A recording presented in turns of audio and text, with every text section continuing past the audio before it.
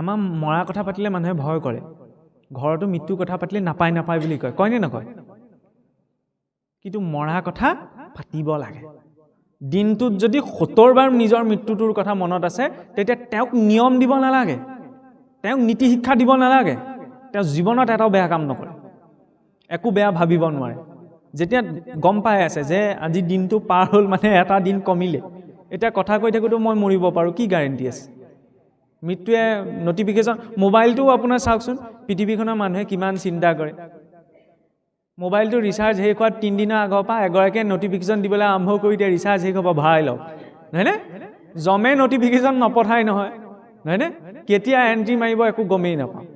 ইমান অনিশ্চয়তাত চলি আছোঁ, নহয়নে? জীৱনটো আনপ্ৰিডিক্টেবল, অনিশ্চয়তাত চলি আছে। বিজ্ঞানতো সেইকাৰণে অনিশ্চয়তাৰ নীতি আছে। গোটেই জগতখন অনিশ্চয়তাত চলি আছে, আৰু সেই অনিশ্চয়তাতে আপুনি মই আহিছোঁ। শুনিবলৈ আকৌ অকণমান বেয়া হ'ব পাৰে, কিন্তু বাস্তৱ হয়। আপোনাৰ মোৰ জন্ম ইচ্ছাকৃতভাৱে হ'ল নে অনিচ্ছাকৃতভাৱে হ'ল বাৰু? নিজক যদি সুধি চোৱা যায়, উত্তৰটো কি পাব? ইচ্ছাকৃতভাৱে নাই হোৱা। আপোনাৰ মোৰ এই শৰীৰটো প্ৰাপ্তি ইচ্ছাকৃতভাৱে নাই হোৱা। ইচ্ছা কৰি নিজে পাইছোঁ জানো? এইটো নাই পোৱা। পিতৃ মাতৃয়েও ইচ্ছা কৰি দিয়া নাই, অনিচ্ছাকৃতভাৱেহে হৈছে, হয়নে নহয়? এই শৰীৰটো অনিচ্ছাকৃতভাৱে পোৱা গৈছে। তেতিয়াহ'লে ভাবি চাওকচোন, অনিশ্চয়তাত অনিচ্ছাকৃতভাৱে শৰীৰটো পাই আজি ইমান দিনলৈকে চলি আছোঁ, তেতিয়া ইচ্ছা কৰি তেওঁক পোৱা এইটো জনমতে কিয় সম্ভৱ নহয়? লক্ষ্যটো স্পষ্ট হ'ব লাগে। ভাগৱত মাৰ্গলৈ কিয় আহিছোঁ? কেৱল এটা পৰম্পৰাত আছোঁ কাৰণেই নহয়। লক্ষ্যটো যেতিয়া স্পষ্ট হয়, তাত নীতি নিয়মৰ প্ৰয়োজনীয়তা খুব কম হ'লেও হয়। কেনেকৈ কৈছোঁ? তাৰ পৰা মই নীতি নিয়ম নাই কৰিবলৈ যোৱা নাই। লক্ষ্যটো স্পষ্টতাৰ কথা গুৰুত্ব এটা দিবলৈ যাওঁতে তাৰ প্ৰমাণ ৰূপত আমি কাক চাব পাৰোঁ? হিৰণ্যকশিপু, দুৰ্দান্ত দৈত্য, কোনো ধৰ্ম কৰ্ম নকৰে, একোৱেই নামানে। কিন্তু সেই দুৰ্দান্ত দৈত্য হিৰণ্যকশিপুও যেতিয়া ব্ৰহ্মাক উপাসনা কৰিছিল, সকলোৱেতো দেখিছেই ভাওনাটো, হয় জানো? বোলে ব্ৰহ্মাক উপাসনা কৰি থাকোঁতে বোলে গাত উঁয়ে ধৰি গৈছিলগৈ, হয়নে নহয়? বৃক্ষাসনত বহি ঊৰ্ধ্ববাহু হৈ ব্ৰহ্মাক উপাসনা কৰিছিল। 10 মিনিট সময় ভগৱানক চিন্তা কৰোঁ বুলি গোসাঁই ঘৰত বহিলে মনটোলৈ নহা চিন্তাকেইটাও মোৰ আহে, আৰু সেইটোৱে একো নীতি নিয়ম পালন নকৰি 1000 বছৰ এটা ভৰিৰ ওপৰত থিয় হৈ আছে, অকণো বিচলিত হোৱা নাই। ক'ৰ পৰা শক্তি আহিল? কশিপুটো দৈত্য আছিল ন? কোনোতো ঋষি নাছিল, কোনো মুনি নাছিল, কোনো সংযমী ব্যক্তি নাছিল। মই সংযমী হোৱাৰ পাছত, নীতি কথা জনাৰ পাছতো মোৰ ভিতৰত সেই স্থিৰতাটো কিয় নাই? ভাবিবলগীয়া হয় নে নহয়? চাবলৈ গ'লে ভাবিবলগীয়া হয় নে নহয়? কিয় আহিছিল? কাৰণ কশিপুৰ দৈত্য আছিল, সেইটো সুকীয়া কথা, কিন্তু সেই দৈত্যটোৰ পৰা সেইখিনি শিকিবলগীয়া আছে। কি? তেওঁ ক্লেৰিটিটো আছিল, কাৰণ তেওঁৰ ওচৰত ছেকেণ্ড অপশ্যন নাৰাখিছিল। তেওঁ নিজৰ 100% নিজৰ টপত লগাই দিছিল যে মই টপ কৰিবই লাগিব, মোৰ ছেকেণ্ড অপশ্যন নাই, মই ব্ৰহ্মাদেৱক সন্মুখত প্ৰকট কৰাবই লাগিব, তেওঁৰ পৰা বৰ পাইহে মই পাছৰখিনি কাম আৰম্ভ কৰিব পাৰিম, হয়নে? নিজৰ 100% দি দিলে, আৰু সেইখিনি সময়ত এটাই লক্ষ্য যে ঘৰ পৰিবাৰ কি হৈ যায় সেইটোও চিন্তা নকৰিলে, যে মই মুঠতে মোৰ নিজৰ টপত সফল হ'ব লাগিব, হয়নে? ভগৱত মাৰ্গতো সেই স্পষ্টতাটো প্ৰয়োজন। এনেকৈ হ'লে কেনেকৈ চলিম, এইটো হ'লে আকৌ এইটো কেনেকৈ হ'ব, সেইটো দায়িত্ব তেওঁৰ। আৰু আপুনি মই নিজে চিন্তা কৰি একো পৰিৱৰ্তন কৰিব নোৱাৰোঁ। পোৱা নোপোৱা আপোনাৰ মোৰ ওপৰত নিৰ্ভৰ নকৰে। আজিকালি ৰুল এটা আছে, মাই লাইফ মাই ৰুল বুলি কয় যে, নহয় জানো? মোৰ জীৱন মোৰ কথা, কাৰো জীৱন নহয়, কাৰো কথা মতে নচলে। আৰু ভাবক, কাৰো কথা মতে সৃষ্টিত একো নহয়, তেওঁৰ মতেহে হ'ব, হয়নে নহয়? কোনোবাই কৰিব পাৰিছেনে নিজৰ ইচ্ছামতে? আজিলৈকে সংসাৰখনত কিবা এটা আৰু কিবা এটা কৰিলেও তাত কিবা এটা 0.001% হ'লেও কিবা এটা কম থাকি যায়। কাৰণ কেতিয়াবা আকৌ এনেকুৱাও হয়, মানুহবিলাক আজিকালি বহুত ধাৰ্মিক হৈছে, আগতে ইমান নাছিল। এতিয়া ধৰি লওক পৰিৱেশ এটা বাঢ়িবলৈ ধৰিছে, যথেষ্ট ধৰ্মৰ প্ৰতি প্ৰীতিও বাঢ়িছে, হয়নে? তাৰ মাজতো কেতিয়াবা চাবচোন সংঘাত ভুগিব লগা হয়। মইচোন ধৰ্ম কৰ্ম কৰিছোৱেই, মই কাৰো বেয়াটোও নাভাবোঁ, মই কাৰো অহিত হোৱাটো চিন্তাও নকৰোঁ, তথাপিচোন মোৰ জীৱনতে এনেকুৱা কিয় হয়? কেতিয়াবা অকণমান মনে নিমিলা ঘটনা এটা যেতিয়া ঘটে, সেই পৰিস্থিতিতে ভাবিবলৈ বাধ্য কৰি দিয়ে, বোলে ঈশ্বৰ আছে জানো, ইমান কৰি আছোঁ হয়, ইমান ভাবি আছোঁ হয়। সেইখিনি সময়ত ভাগৱতে কি কৈছে? যে জুলুঙাত এইটো জনমৰে জমা নাই, বহুত পাৰ কৰি আহিছোঁ, হয়নে? কেৱল এইটো জনমৰে ফল ভোগ কৰি থকা নাই, আৰু কি কি জমা আছে ঠিক নাই। শেষত পিতামহ ভীষ্ম ভাবিবলগীয়া হৈ গ'লগৈ। যিজন ব্যক্তি ইচ্ছা মৃত্যুৰ অধিকাৰী আছিল, তেওঁ কি প্ৰয়োজন আছিল ইমান 6 মাহ দিন সৰহজ্যাত পৰি থকা? ইমান কষ্ট ভুগি আছে, তেওঁতো শৰীৰটো এৰি দিব পাৰিলেহেঁতেন ন, কিন্তু নাই এৰা। পিছত ভগৱানক সুধিলেগৈ যে প্ৰভু, মইনো এনেকুৱা কি কাম কৰিছোঁ যাৰ বাবে মই সৰহজ্যাত পৰিব লগা হ'ল? পূৰ্ব জন্মত বোলে এই সাপ এডাল ধৰি কাঁইটীয়া গছ এজোপালৈ দলিয়াই দিছিল। কাঁইটীয়া গছজোপাতে সাপডাল পৰি পেলাই বহুত কষ্ট ভুগি পেলাই মৰিব লগা হ'ল। ঈশ্বৰে জমা ৰাখিলে আৰু সেইটো ক'ত ফিল আপ কৰিলেহি? মহাভাৰতৰ যুদ্ধৰ মাজত। কিয় দেখাইছে? কাহিনীটো হৈছিল নহৈছিল সেইটো আমাক নালাগে, কাহিনীটোৱে কি ক'ব বিচাৰিছে? কৰ্মফল। আমি পদাৰ্থ বিজ্ঞানতো পাওঁ নহয় নিউটনৰ গতিসূত্ৰ, প্ৰতিটো ক্ৰিয়াৰে সমান আৰু বিপৰীতমুখী প্ৰতিক্ৰিয়া থাকে, হয়নে? সেই কথাটো নিজৰ জীৱনতো প্ৰযোজ্য। প্ৰতিটো ক্ৰিয়াৰে সমান আৰু বিপৰীতমুখী প্ৰতিক্ৰিয়া থাকে। মই যি দি থৈছোঁ সেইটোৱে মোৰ জীৱনত ৰিফ্লেক্ট কৰিব। মই আপোনাক যদি ভালটো কৈছোঁ, মোৰ জীৱনত কাৰো শক্তি নাই বেয়াটো অনাৰ। আৰু মই যদি আপোনাক অকণমানো বেয়া কৰি থৈছোঁ, কোনো দেৱতাৰ শক্তি নাই যে সেইটোক পৰিৱৰ্তন কৰিব পৰা। প্ৰমাণ স্বয়ং আমাৰ বৈকুণ্ঠৰ পাৰিষদ জয় বিজয়, নহয়নে? ভগৱানৰ 14জন পাৰিষদ আছে। 14জন পাৰিষদৰ নাম কোনেও নাজানে। কোনেও নাজানে বুলি ক'লে ভুল হ'ব, সহজতে আমি নাজানো বা নামো মনত নাথাকে। কিন্তু জয় বিজয়কটো সকলোৱে চিনি পায়, হয়নে নহয়? জয় বিজয়তে প্ৰমাণ নহয় জানো? পৃথিৱীৰ নিবাসী নহয় বোলে, বৈকুণ্ঠৰ নিবাসী। কিন্তু সেই বৈকুণ্ঠৰ নিবাসী এদিন কি কৰিছিল? অতিথিজনক অপমান কৰিলে, নহয়নে? চাৰিসিদ্ধ অতিথি ৰূপত গৈছিল। তেওঁলোক নিজৰ স্থানৰ অভিমানটো সেইকাৰণে কেনেকৈ ক্ৰিয়া কৰে চাওকচোন। জয় বিজয় ভাবি দিলে কি, আমাৰ সমান বোলে ভাগ্যৱান কোন আছে? আমাৰ আজ্ঞা নোলোৱাকৈ আৰু ঋষিমুনি আহক, ভগৱানৰ ওচৰলৈ কোনো যাব নোৱাৰে, হয়নে? যেতিয়া স্থানটোত থাকি অভিমান হৈ যায় তেতিয়া তেওঁ পতিত হ'ব লগা হয়।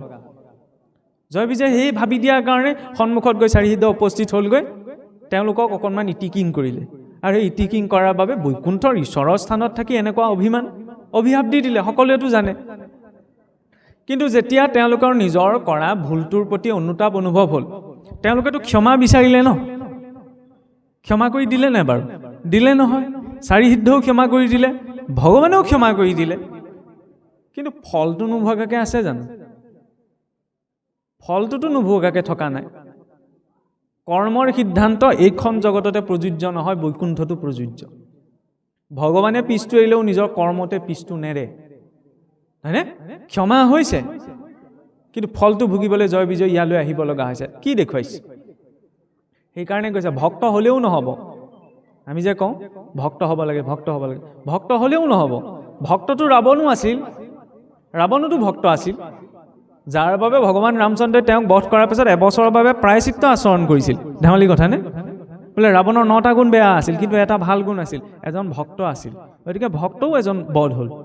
তাৰ বাবে স্বয়ং ভগৱান ৰামচন্দ্ৰই প্ৰায়চিত্ত আচৰণ কৰি দেখুৱাইছে। ভক্ত হ'লেও নহ'ব, কি হ'ব লাগিব? কৰ্মবিলাক ভাল হ'ব লাগিব। যেতিয়ালৈকে কৰ্ম ভাল নহয়, সন্মুখত জগতৰ ঈশ্বৰ উপস্থিত থাকিলেও একো পৰিৱৰ্তন নহয়। উদাহৰণ দুৰ্যোধন, দুঃশাসন, শকুনি, এইখিনিতো ঈশ্বৰক প্ৰত্যক্ষ ৰূপত দেখিছিল। আৰে যাৰ চৰণ দৰ্শনেতো অনন্ত কোটি জনমৰ পাপ নাশ হৈ যায়, সেইজনক সশৰীৰে দেখাৰ পাছতো এই সোপা কেলে পৰিৱৰ্তন নহ'ল?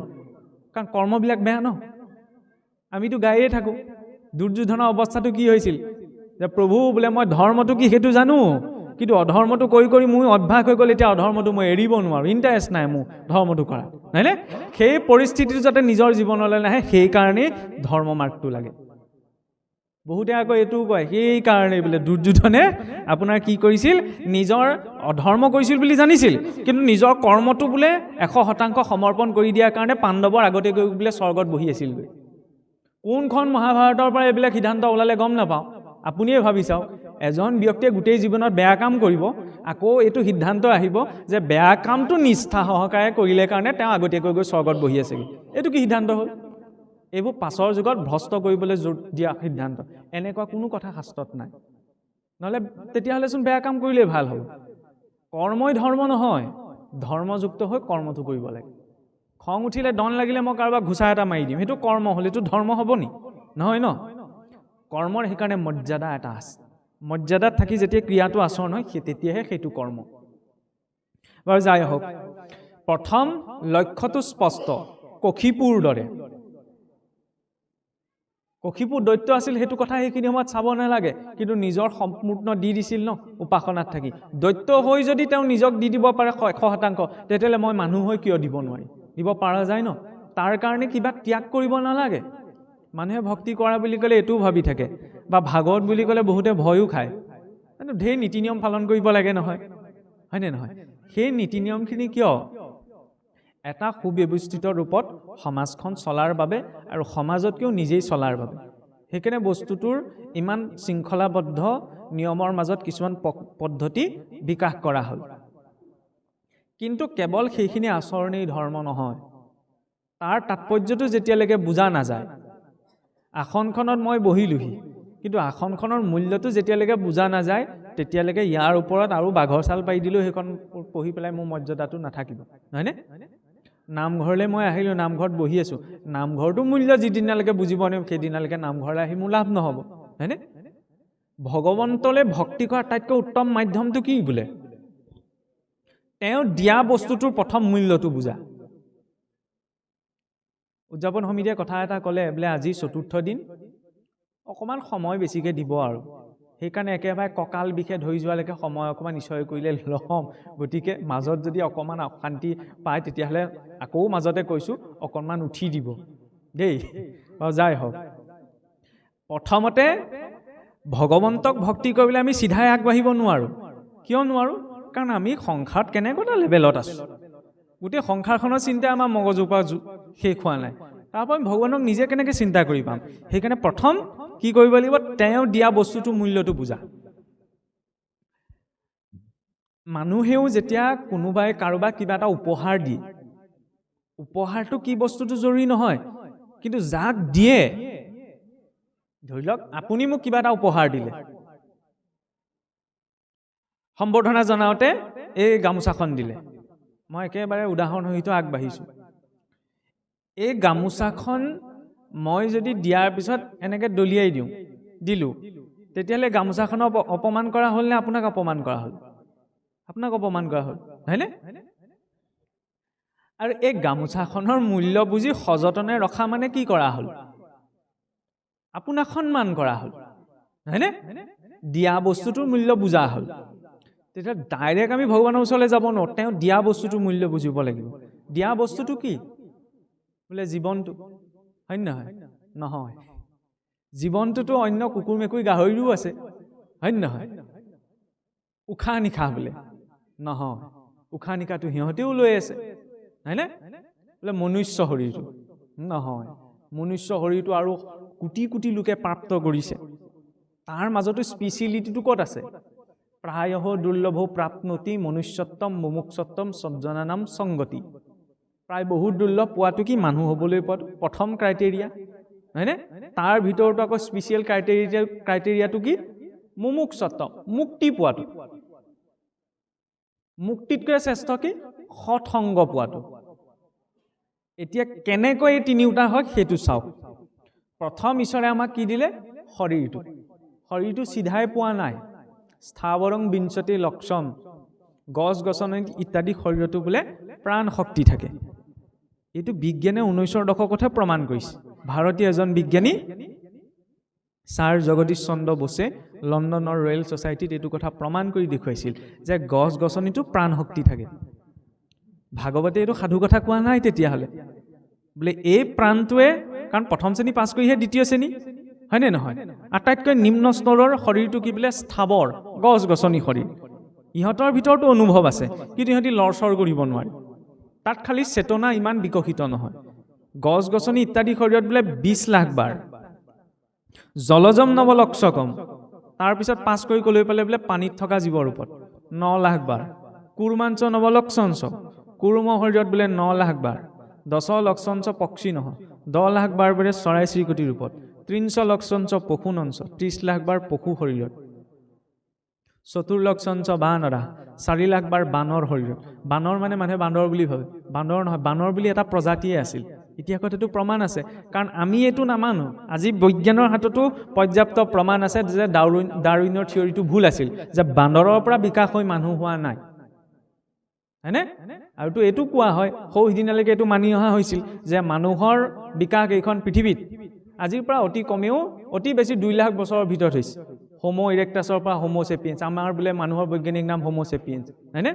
কিন্তু এতিয়া সেই বিজ্ঞানৰ হাততে পৰ্যাপ্ত প্ৰমাণ আছে যে 2014 চনতে আমেৰিকাৰ পূব দিশত থকা এখন দেশ কিউবা নামৰ এখন দেশৰ সমুদ্ৰ তলৰ প্ৰায় 300 কিলোমিটাৰ তলত এখন পুৰণা নগৰৰ প্ৰাচীন নগৰৰ ভগ্নাৱশেষ সোনাৰ ৰিডিঙত ধৰা পৰিছিল আৰু যেতিয়া কাৰ্বন ডেটিং কৰা গ'ল ইণ্টাৰেষ্টিং কথাটো হ'ল কি কাৰ্বন ডেটিঙত গম পোৱা গ'ল যে সেই ভগ্নাৱশেষখিনি আজিৰ পৰা 19.5 কোটি বছৰ পুৰণা ভাবি চাওক সিদিনালৈকে আমি কি ভাবি আছিলোঁ যে মানুহ পৃথিৱীলৈ আহিছে আজিৰ পৰা 2 লাখ বছৰ আগতে বান্দৰৰ পৰা মানুহ হৈ ক্ৰম বিকাশ হ'ল তেতিয়াহ'লে আজিৰ পৰা 19.5 কোটি বছৰ আগতে সমুদ্ৰৰ তলত সেইখন নগৰৰ ভগ্নাৱশেষ ক'ৰ পৰা আহিলে মাছে বনালে নিশ্চয় নহয় সেই ভগ্নাৱশেষটোৱে কি প্ৰমাণ কৰে যে আজিৰ পৰা কোটি কোটি বছৰ আগতে মনুষ্যৰ অৱস্থিতি পৃথিৱীত আছিল সেইটো বেলেগ এটা ধাৰা মই কথাটোক মনলৈ অহাৰ কাৰণে আৰু প্ৰসংগটোৰ সৈতে অকণমান ৰিলেশ্যন এটা ৰাখিবলৈহে টানি আনিছোঁ কাৰণ মনুষ্যৰ আগমন আজি কম দিনৰ ভিতৰত নহয় কোটি কোটি বছৰৰ আগৰ পৰা এইখন পৃথিৱীত আছে খালি আমি আমাৰ হাতত ইমানখিনি পৰ্যাপ্ত তথ্য নাই যাই হোক বানৰ শৰীৰৰ পৰা ততো মনুষ্যতাং প্ৰাপ্য তাৰপিছত মানুহ হ'বলৈ পালোঁ হয়নে মানুহটো বহুত হ'বলৈ পাইছে মনুষ্য শৰীৰটো দুৰ্লভ বুলি কোৱা গৈছে বোলে মনুষ্য শৰীৰটোত থাকি হৰি ভক্তি কৰিব হৰি ভক্তি মানে কি নিজৰ চেতনাৰ আধাৰত মনুষ্যই কিবা এটা সিদ্ধান্ত ল'ব পাৰে হয়নে অন্য জীৱৰ সেই চেতনাটো দিয়া হোৱা নাই মনুষ্যৰ চেতনাটো দিছে যি চেতনাৰ আধাৰত মনুষ্যই স্বতন্ত্ৰভাৱে কিবা এটা কৰ্ম শুদ্ধ অশুদ্ধ বিচাৰ কৰিব পাৰে সেইবাবে আমাৰ বাবে পাপ পুণ্য আছে অন্য জীৱৰ পাপ পুণ্য নাই কিন্তু মনুষ্যৰ আছে কিয় কাৰণ মনুষ্যক এটা চেতনা দিয়া গৈছে হয়নে মানুহ হলো এতিয়া ৰেছপন্সিবিলিটিটো বেছি হ'ব লাগিব ন যেতিয়া সমাজত চলি থকা মানুহ এজনক কিবা এটা দায়িত্বটো দি দিয়া যায় ধৰি লওক এই ভাগৱত পাঠ উদযাপন সমিতিৰ সভাপতি সম্পাদক কাৰ্যকৰ্তাসকলকে